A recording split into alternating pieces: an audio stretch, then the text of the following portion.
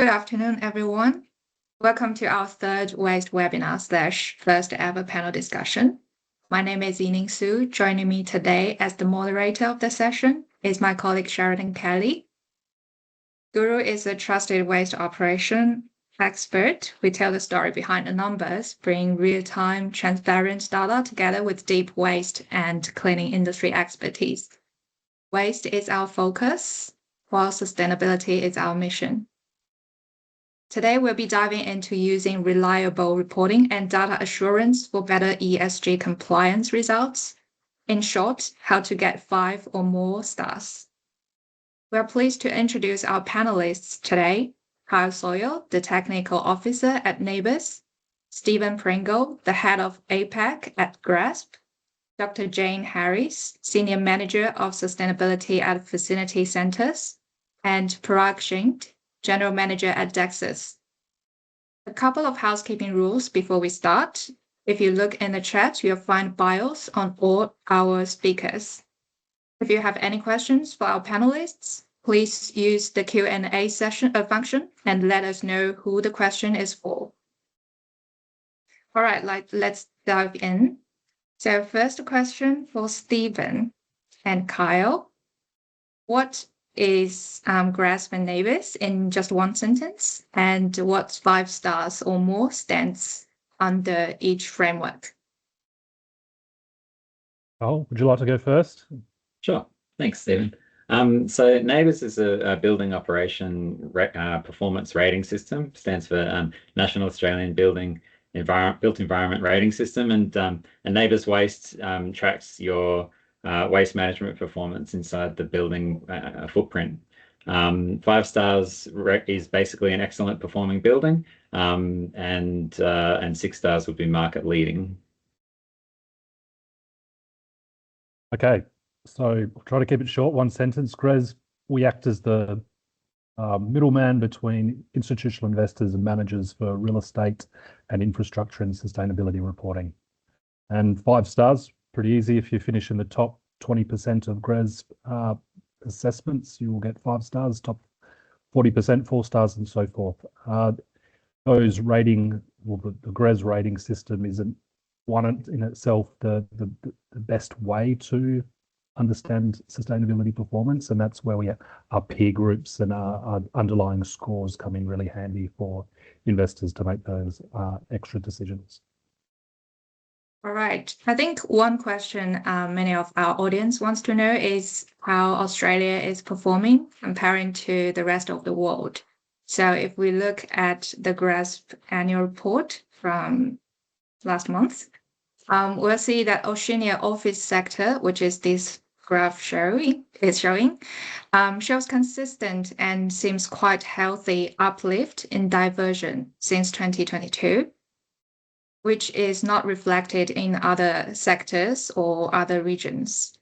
And Australia leads specifically on waste data coverage. You'll see from the bottom, right bottom of this page. And but not as good as the rest of the world, I would say, probably on diversion performance. So Stephen, do you have any comments on how Oceania compare with other regions on waste performance? And what can we learn from the global top performance? So waste diversion, Oceania actually slightly underperforms the global global performance for waste. However, those numbers may not paint a complete picture purely because of the numbers around data coverage. If we look at overall data coverage for waste, we're only seeing about between 55 to 70% data coverage, whereas for energy, GHG, water, it's much higher. It's closer to 80%. So Oceania outperforms on a data coverage perspective, but then slightly underperforms. Well, not slightly, probably about 10%, almost 10% on waste diversion compared to its global average. But again, that may not paint the overall picture. What is encouraging is that the gap is closing between Oceania and the global average. So it's definitely picking up against the rest of the world. Now, as I say, we've got just the stats for office, which does outperform the rest of the property types in the GRESB assessment in Oceania. Retail and industrial around about the average of 40% or slightly above that, whereas residential is around about 30%. Nice. So let's draw our attention back to the local market. Sheridan, your question. Can we flick slides, please? Over to you. Yeah. So just to summarise some trends from the FY25 report. So Kyle, we've seen a 27% increase compared to FY24 in the total ratings that have been certified. Could you speak to the growth there, and also noting that when we're looking, and why we're here today is, how do we exceed a 5+ star rating under the NABERS framework, noting that only 11% of buildings or assets under FY25 were certified 5 stars and above? Yeah, thanks, Sheridan. Look, the growth in NABERS Waste has always been pretty strong. It's fairly organic growth. It's not a mandatory disclosure framework like energy in commercial buildings. But we've seen pretty strong uptake from our major portfolio customers, and that's increasing, which is great to see. I'd say where we fall short is some of the lower grade commercial properties, like A, B, C grade properties. The smaller the building, the less the operational budget, I suppose, for performance ratings. But we'd really like to sort of spread our reach through commercial offices and then into other sectors through our waste verification offering, particularly for hotels, shopping centres, and hopefully tenancies in the near future. In terms of performance and getting 5+ stars, look, your top tips are essentially data quality from a NABERS Waste perspective. So that's getting weight-based reporting, nightly intervals, making sure that you've got at least one annual contamination and density audit from an independent assessor. And the upsides of doing those things are potentially reduced costs, better coverage over when something happens and an intervention is required. So if you're reporting at a monthly sort of period, then if something goes wrong on one particular night, you can respond to it quicker. So if you're reporting annually, and you see something happened, for example, in March, it's too late. The horse is bolted. So that's definitely best practice. Potentially moving away from integrated waste contracts, although obviously that's up to the FM and their operational decision, gives you better ability to compare performance between contractors and hold them to account.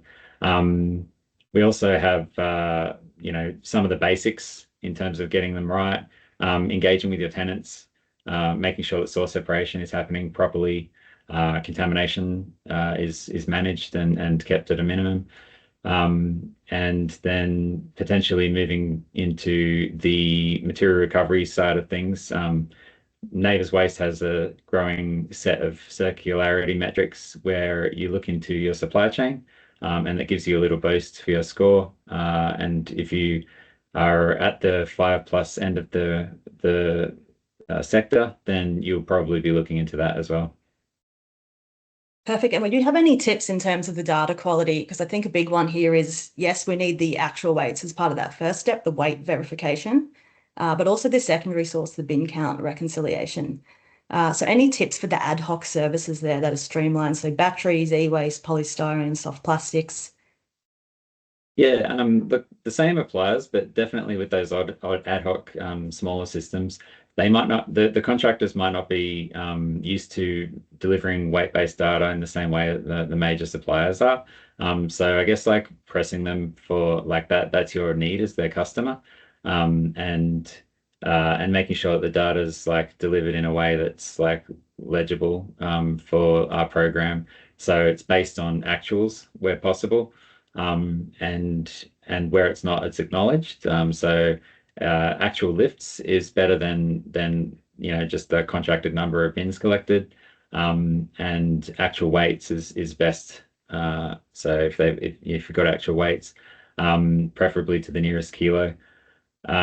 With those ad hoc collections as well, sometimes they might, just report the contracted information. For example, say secure paper data is often just reported as like the number of bins on site and how frequently all of those bins are serviced.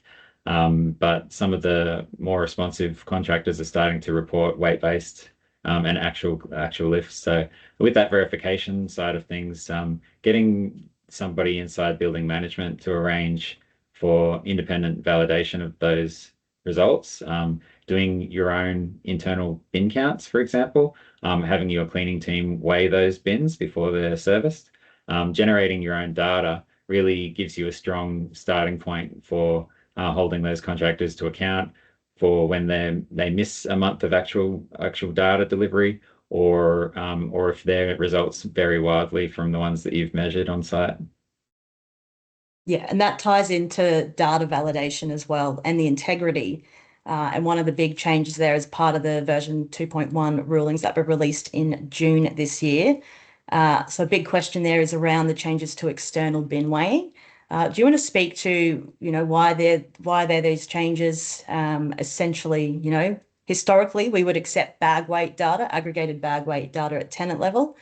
So isolating the problem, Kyle. Yeah, absolutely. Look, it's really exciting development that cleaners are getting involved and delivering higher quality data across the sector. That it's been coming for a long time, and now that it's here, everybody's really excited about it.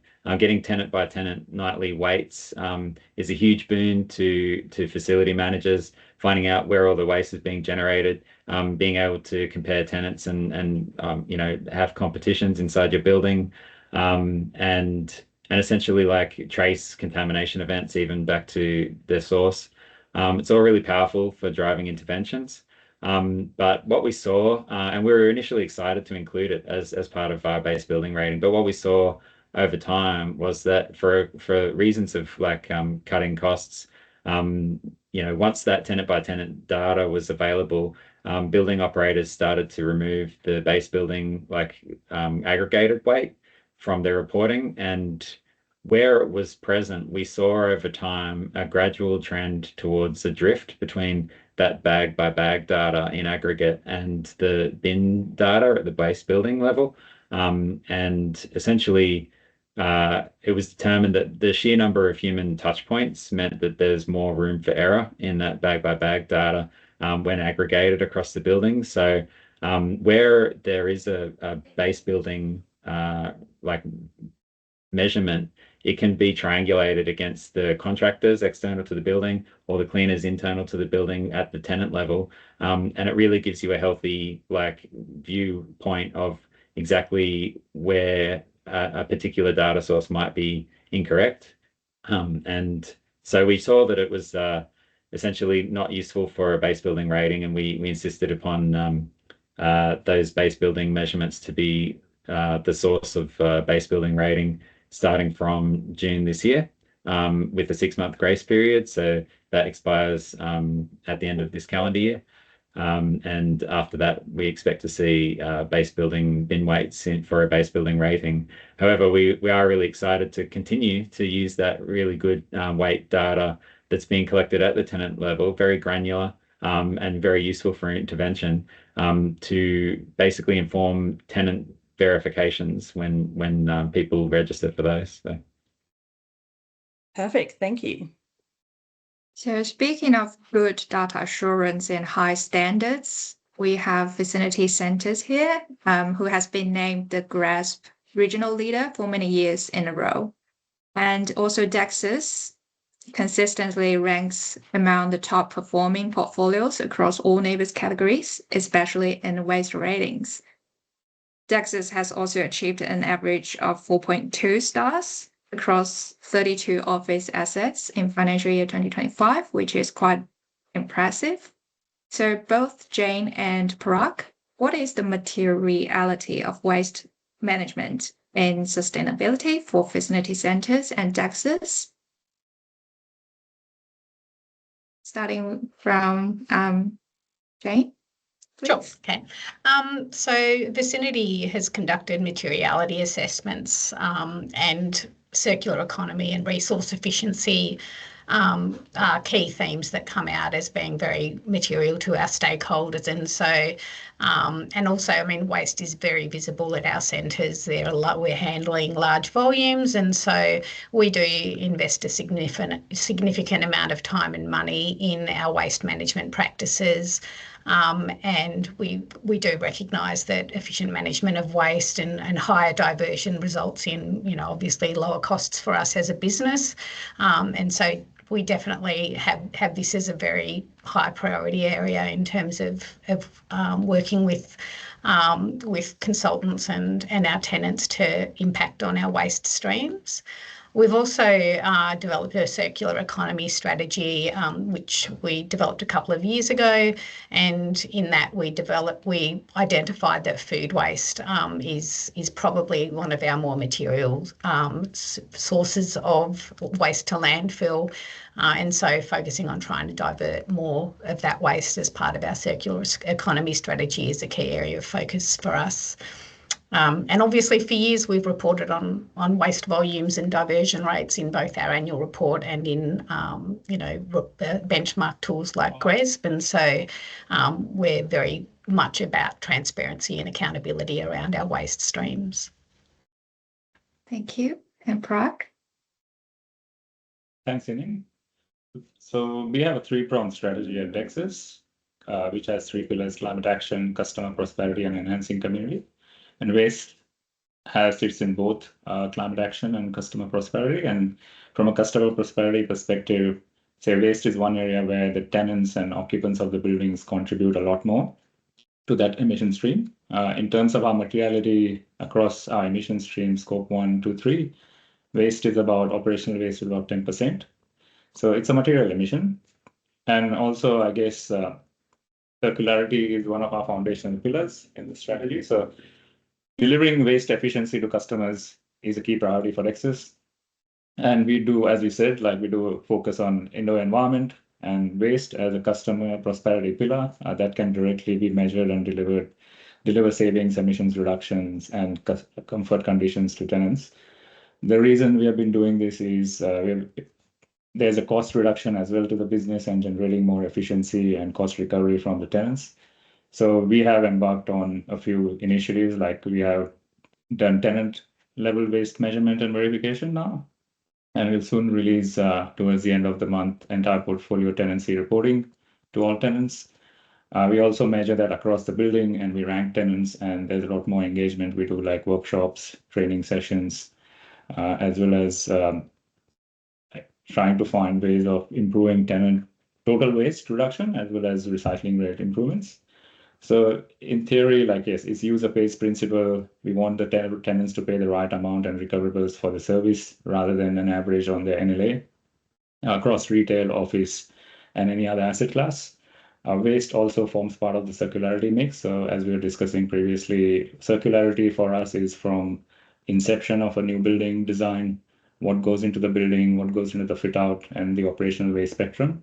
And from the start, if we capture all the data streams appropriately, we understand our emissions and waste in each of those buckets, then we can have strategic actions and plans, and also in terms of operational contracts and deliverables set up with all our service providers.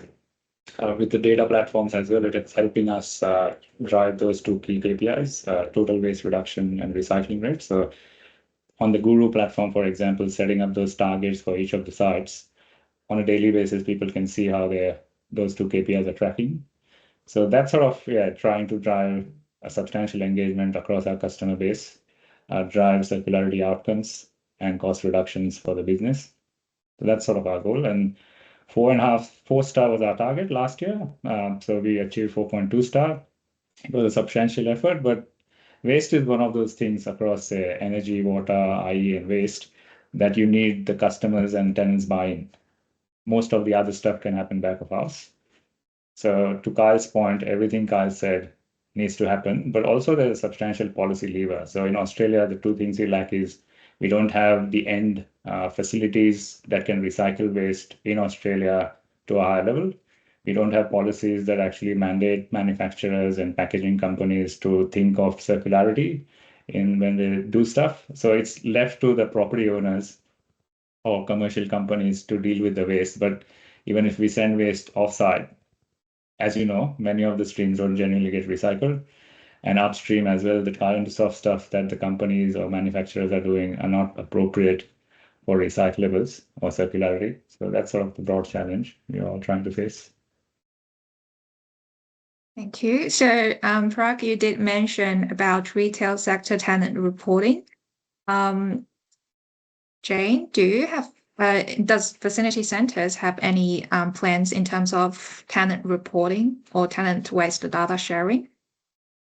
Yeah, we obviously have, there are lots of challenges around working with sort of fragmented data streams with waste, particularly if you're dealing with different waste service providers, then the way they categorise waste, the fact that there is no sort of standard classifications in Australia. And so a lot of the time that's largely up to sort of the waste service provider to decide on how they categorise waste. And so one of the challenges we have around sort of waste data is just being able to, align categories, particularly if we've got multiple providers or we change providers, getting all of that aligned is always really, really challenging. And, we'll have challenges around data completeness and accuracy if waste treatments and streams haven't been allocated correctly in our reporting systems. One of the bigger challenges we face, obviously, in the retail sector is different levels of contamination or inconsistent segregation of waste by tenants in particular. And so, and that, like Parag said, sometimes regulatory variability between states creates confusion for tenants. And so, for us, lots of engagement through our operations team, through our centre teams, to sort of work with tenants and cleaners to try and increase that understanding of where waste should end up. And we've done similar things to what Parag mentioned around introducing and trialling different technologies to improve segregation, things like smart compactors and smart bay technology to try and boost that data quality and improve sort of, how robust our data is so that we can get the right insights and actually feed that back to our sort of tenants and others who visit the centres. Thank you. So in terms of office waste, Carl just mentioned that, like, for NABERS, we'll have second data validation and stuff. What about in the retail sector? Any strategies you've taken to validate the waste data you have? This question is for both Parag and Jane. I know that Lexus also have a large portion of retail sector or mixed use. Why don't you jump in, Parag? Yeah, thanks, Jane. So retail, as Jane said, is hard because if you think of office, you have an employee cohort which generates typically the same types of waste. With retail, you have like food courts, you have restaurants, you have fashion stores. So for our variable waste, the challenge, like the reason we are focusing on it and it's going to take a bit more time compared to office is because I think mostly the retail sector has been charging tenants based on GFA or GLA. And if you have a fashion tenant who generally has boxes, they recycle most of it. If you have a restaurant or food court, they're generating a lot of disposable waste that you can't recycle, and the different streams have different cost of disposal, but we are charging everybody the same. So that's a priority fairness kinds of principle that we want to drive, but we're starting with the base building waste tracking. So we have implemented smart compactors, waste scales, bin barcode systems, and second tier focusing on the food courts. And then slowly, like say, Yining, you have helped us to do some couple of case studies on the differentiated waste, the way we charge them right now versus doing actual measurement of the waste generated by a variety of tenants and what the model based on actual weights and actual weight generation looks like. So it's also going to be a difficult conversation because if currently the whole industry is generally focused on area-based charging of most things like electricity, recoverables, waste recoverables. But when you look at the realistic data and the waste generated by tenants, a tenant that's paying like currently $100 might have to pay $1,000 and some other tenants drop. So that's more of a substantial industry mindset change and user pays principle kind of implementation of strategies. But there's also, in terms of waste, so if you think of our office assets, like there's about 30 or 40 we rate, and we have about 10 to 12 operationally controlled assets in retail. The amount of waste the retail centers generate is substantially more than our large premium office assets per square meter. So retail genuinely needs a lot more focus, and the types of waste retail generates is also wider. So it's a bit more difficult task in retail to deliver the same level of outcomes quickly. And the other challenge is, Carl, if we don't have a retail NABERS waste rating tool, as such, we get performance measurement and verification, but we don't have a tool. So I think once we have the NABERS tool, that will help us try to drive performance. We can include the rating targets in the contract as a KPI on all the different service providers, and also set like forward-looking targets every 3 years to continuously start improving our performance. So that's sort of, those are my views on 2 of those sectors. And Kyle, did you want to speak to that point there? You know, we only have ratings currently for offices. We do have verification for other sectors. Could you give us insight as to what that will look like in the future for other sectors? Yeah, absolutely. Look, it's definitely on our roadmap, together with shopping centres, hotels, mixed-use buildings, as some of our greatest priorities for expansion in NABERS Waste, and also tenancies, which would include retail and office tenancies. Unfortunately, we just need targeted funding aimed at these priorities to make them happen before 2030. And we also spoke to tenant reporting and scope 3 emissions. Now, I am wondering, is co-assess with tenants on the roadmap for NABERS Waste ratings in future? Yeah, definitely. Likewise, we've seen a lot of demand from tenants for a rating to meet their reporting requirements, from market leaders using City Switch and independent contractors who see the opportunity to leverage that tenant by tenant data to drive meaningful change. So we're definitely keen for it. A rating on its own wouldn't do anything without co-assess, and likewise, we can't do co-assess without a rating at the moment. Again, it's just a matter of targeted funding. Yeah, we'd be very keen for it. Perfect. And Stephen, did you want to add anything in there in terms of sustainability reporting for mixed-use buildings? Any trends? So GRES doesn't have the best data on mixed use. We will label a building depending on its predominant type. So if you're over 75% of one asset, then you will be in office or retail. However, this year was the first year that we actually did delve a little bit deeper into mixed use. So the stats still are pretty light on compared to the rest of the benchmark.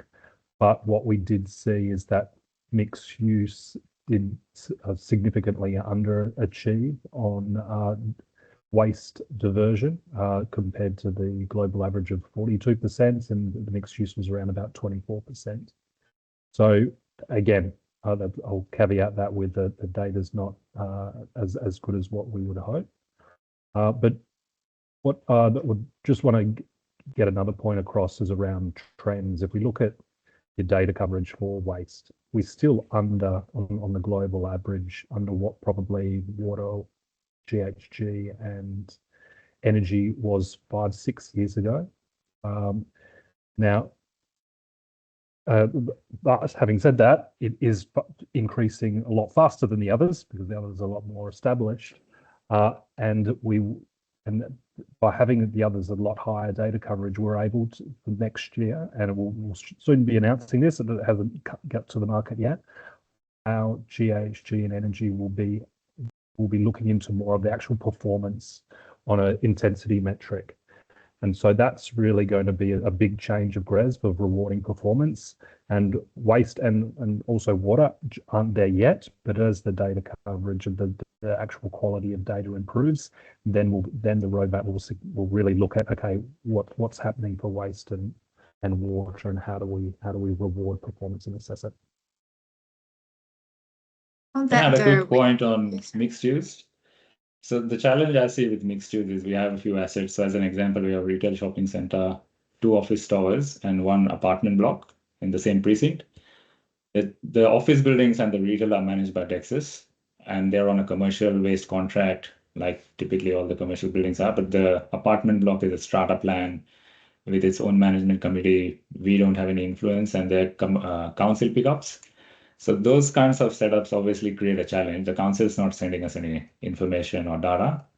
The contamination is not monitored, and we don't have any say on what the strata committee actually does and drives waste outcomes. So I think that's where I keep saying, like, in waste, my experience always has been the government needs to drive a lot of structure and policy change, and also create an ecosystem in Australia to have variety of genuine recycling facilities for all kinds of waste. Like us in the middle, trying to solve the problem upward and downward is not necessarily going to achieve the best outcomes. Also, I had a question for Steve from Grace's perspective. So obviously, we don't perform as well on waste compared to, say, Europe. Is that primarily because waste incineration is a big thing in Europe? And they don't really consider it as landfill. They just burn the waste, which we don't have any facilities in Australia at all. And Australia has a NIMBY mindset. Yeah. From what I understand from, I had a chat with our product team, that is part of it. However, the data quality, we believe, is higher in Australia. So we think that that may not be telling the true picture, as what I mentioned before. As the coverage increases in other regions such as Europe or Asia as well, we may see those align a little bit closer on the diversion rates. But yeah, it's a little bit hard to tell because of the low data coverage when compared to GHG and energy. Thanks. And you've touched on a hot topic there, dry waste or waste to energy. There are many grey areas. Sorry, I'm losing my voice a little. There are many grey areas there. And Kyle, this is a question for you. Is dry waste the solution? And do you see in the foreseeable future any changes to how that is graded under the NABERS framework currently? Yeah, thanks, Sharon. It is a hot topic at the moment. NABERS have been working really hard recently on some targeted, extensive stakeholder consultation all year, pretty much, around this very topic. So we're planning a release of more circular economy targeted updates next year, which will include a significant approach change to waste or energy from waste, which includes, what's commercially named a dry waste stream. Essentially, the consensus from everybody that we spoke to is that we need to uphold the waste hierarchy, and it's our responsibility as program administrators to do that. I'm sure all of our listeners are familiar with that, and if you're not, you can look it up on Wikipedia. Within the waste hierarchy, prevention sits above reuse and preparation for reuse, which sits above recycling, which is preferable to energy recovery, which is preferable to disposal by finalist solutions. And NABERS, enters that conversation typically at recycling. And we will be prioritizing material recovery over energy recovery and disposal, while recognizing some preference for energy recovery over landfill. We'll always be maintaining a strong focus on source separation within building operations. Essentially, when we release the suite of updates, which will come into effect next year, it'll realign our program with these basic principles aimed at keeping material in use within the economy at the highest value possible for as long as possible. So it'll include certain rule changes that'll support source separation within buildings and direct contamination assessments, as well as some new metrics for reporting supply chain outcomes and transparency. And I'll take this moment to plug that NABERS will be holding webinars to explain these changes prior to their release date. So please keep a lookout for further announcements on that front by subscribing to our newsletter and following us on LinkedIn. Thank you. We have 10 minutes left for the session, so we'll move on to the Q&A session. We did ask all of our attendees to post their questions in the registration form. So we have two selected here. The first one would be, from a strategic perspective, what role do you see technology, data, and innovation playing in driving the transition towards truly zero waste buildings and operations in the future? What I can start with quick one. Well, it's everything really. And I go back to, I keep on saying about energy and GHG. 6 years ago or so was under 60% of data coverage, but wasn't high quality. And then all of a sudden we started to see a lot of consultants come in as GRES partners and offer an API connection. And then within the last 5 years, the data coverage has really shot up, very high quality data, which now allows us to really assess what true performance is. So we were happy to see groups like Gurru really take the baton for waste. It was obviously behind energy and also water. We've got a few API partners looking after water for our participants, so for our managers reporting to GRES. So yeah, it's everything.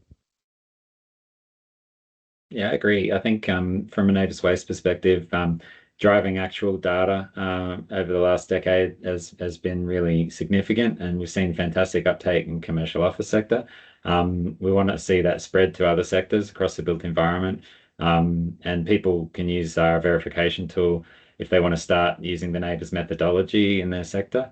But in terms of what buildings can do within their own footprint to generate their own data, I mean, there's a lot of roles that technology and innovation can play there. I've seen sort of machine learning cameras to track bin movements, to bins that can weigh themselves, and some of those things are really exciting to see. That we might be able to eventually download BMS data that contains all of the actual like interval weight data that we need and plug it straight into NABERS waste. So yeah, hugely strategic.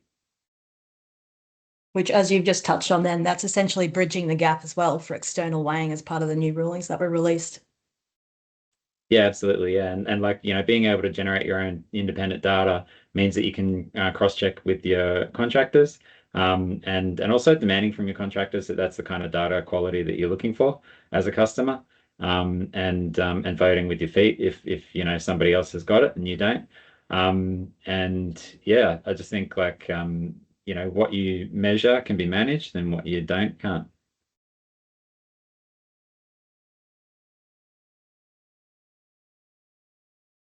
All right. Anything to add, Parag and Jane? Jane? Yeah, look, I guess we've moved recently towards being able to access that virtually time of disposal kind of data, versus previously I guess we often had to wait a month for the waste reports to come through, and then the ship has sailed. So certainly we're leveraging new technologies and that sort of real-time information to be able to sort of identify where waste is, where our compactors, for example, are being emptied before they're full. And so whilst that's probably more of a cost consideration, what we find is as we identify these sorts of inefficiencies and are able to look at that data on a daily basis, we can identify sort of areas that we can try to improve, and ultimately that actually flows through to efficiencies as well. And I mean, we often participate in pilot programs to try new technologies sort of at our centres to sort of see how we can move the dial as well. So I think it's a critical part of the journey. But I mean, for us, I think the bigger challenges for us are, getting that behavioural change happening in our centres. Retail is really challenging around some of that. And even, things like where our bins are located in a centre and how easy it is for our retailers to get to the bins and identify the right bins, and if it's too far, maybe they're going to use the wrong bins.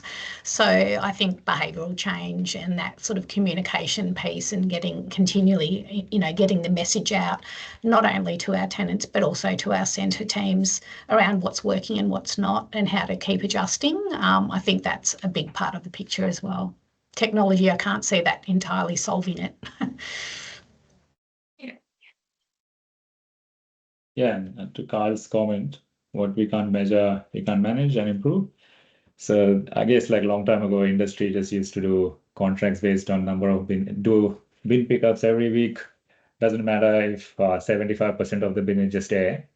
So there's been a substantial financial efficiency drive, I think, not just waste efficiency drive with smart compactors, weigh bridges, bin barcode systems, and digitization of the waste ecosystem. There's a lot more transparency as well. And one thing I would say is if you think of anything that you want your contractor to do today in waste, it's possible. To Kyle's point, like the trucks actually have GPS tracking. So it's only a matter of asking. Nobody's offering it voluntarily. You need to ask. You can see exactly where it's going. The trucks have cameras which take the bin photos every time it lifts a bin. So visual inspection, weight scales on the bin lifters. And you can get very granular report both from the cleaning contracts and the cleaning contracting crew on site, as well as the waste contractor. And that's where tallying up those two can then support you in discussions on your monthly contract meetings. So why there's a discrepancy in these two numbers. Like again, I'll point to an example that Yining and team picked up on one of our sites, the 59% discrepancy on the two data sets, which with all the digitization on both sides or shocking. So there's a lot of opportunity to find anomalies. It's not necessarily purposeful anomalies, but to have those discussions. Previously, it was just hard. All you're tallying up is bin number pickups, weekly pickups. You don't even know if 75% of the total bins picked up were full or empty. So all of these things are driving us towards a better circular outcome. All right. So we've also got a question from our Q&A. So this is a question from Mason, who asked about the data quality requirements for NABERS and GRASP. They are different. And in that case, is there any plan to align these standards? This is also a question from our team as well for both GRASP and NABERS. Is there any plans for collaboration in terms of these two? Framework, yeah. Well, I'll start from the GRESB perspective. GRESB is a global benchmark, so I think there's now over almost 250 building certifications that can be claimed for points in either operational development components of GRESB. So it's enormously difficult to be perfectly aligned with all of those. If we did, the assessment would be way too long. But for the leaders of building certifications, and when I say leaders, are foundations, so the membership runs GRESB. They looked into the highest quality, for want of a better term, and NABERS, Green Star, LEED, BREEAM, they're all up there. So for those certifications, we try to get as close to as possible because they really are the technical experts, not so much GRESB when it comes to that finely detailed perspective. You agree, Kyle? Yeah, thanks, Stephen. Yes, I do. I think from NABERS waste perspective, like our data quality framework is essentially built around grading the data that we receive. So if it's judged to be excellent data according to our framework, then we accept it as true. And then basically we weight the data by the amount of uncertainty essentially that might be present in it if it fails to meet excellent and falls into one of the lower data quality categories. So that's basically an approach that's worked quite well for us in terms of benchmarking the performance of the commercial office sector, and we'll definitely be using that same framework carrying through to other sectors when we expand into those. All right, thank you. And thank you all for joining us today. So we covered insights from both GRASP and NABERS in this session, and we've heard from our sector leaders, their strategy and standards around data and reporting. And we also mentioned about customer data and reporting or tenant data and reporting and circularity. Thank you all again. And if you have any questions, feel free to reach out to us, and have a great afternoon.